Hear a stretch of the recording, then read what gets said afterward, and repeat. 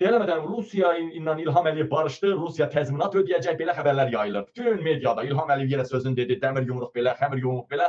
Rusiya deməli, hətta bunu bəzi medialar Ermənistan fonundan da yayımladı.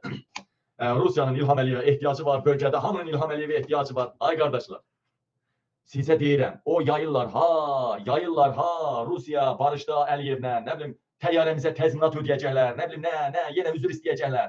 Bu günə kimi bir nəfər cəzalanmayıb, heç bir təzminatda da söhbət gedə bilməz. Sizi aldadırlar. Rusiya ilə münasibətləri İlham Əliyev iki məqsədlə düzəldir. Birinci, İlham Əliyev xahiş eləyib ki, Rusiyadan, Sepahdan, Kalibafdan İlham Əliyevin arasını düzəltsin. Sepah İlham Əliyevi məhv eləməyə çalışmasın. Bu birinci. İlham Əliyevin xahişi budur.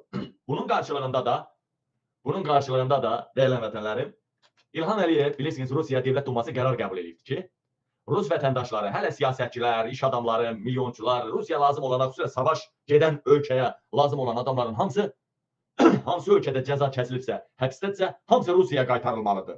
Əks təqdirdə ordu yeridə bilərik. Paşinyan Rusiyaya nə göstərdi? Paşinyan Putinə, ala, belə bax, belə. Amma indi Rusiya İlhamla barışdı, təzminat ödəyəcək. İlham nə deyirsə, Rusiya ağ bayraq qaldırıb İlhamın dediyini eləyir. Belə bir obraz yaradıblar ki, Vardanyanı buraxsınlar. Vardanyan buraxılacaq. Ruben Vardanyan bir de var idi orada. Qarabağın qondarma rəhbəri Harayik Harutyunyan buraxılacaq. Onların hamısı Rusiya vətəndaşıdır. İkili vətəndaş ya da Rusiya vətəndaşı. Onlar hamısı nə var Rusiya? O profesörlər də vətəndaşlıq olmayana da bir vətəndaşlıq orada cızmaqar eləməyə nə var ki? Aydın məsələ. Harayik Harutyunyan da Ruben Vardanyan. Bu iki şəxs əsas Rusiyaya lazımdır. Seçimlərə lazımdır. Paşinyana zərbə vurmaq üçün. Ermənistan seçimlərinə lazımdır. Bu iki şəxs. Ətrafında da bir əlbəttə var. Bunları İlham Əliyev verəcək. Bəlkə də o veribdir. Bunları verəcək. Ona görə bax Rusiya mənlə hesablaşır. Biz nə deyəcək Rusiya eləyir. Hətta Rusiya da qərar verir də. Biz bunları verməliyik. Və Paşinyan niyə vermirsən verirsən? Paşinyan ancaq acülümdür, vergülümdür. Ancaq sən verirsən İlham Əliyev. Verən yerin heç qay saxlamayıb bu. Yara olmayıb, bağırmayıb bu. Bax ona görə. Ona görədir. Qaldı ki deyəcəksiniz ki, Qabil, bəs İlham Əliyev qatarlarla zaten biraz benzin zat göndərir də.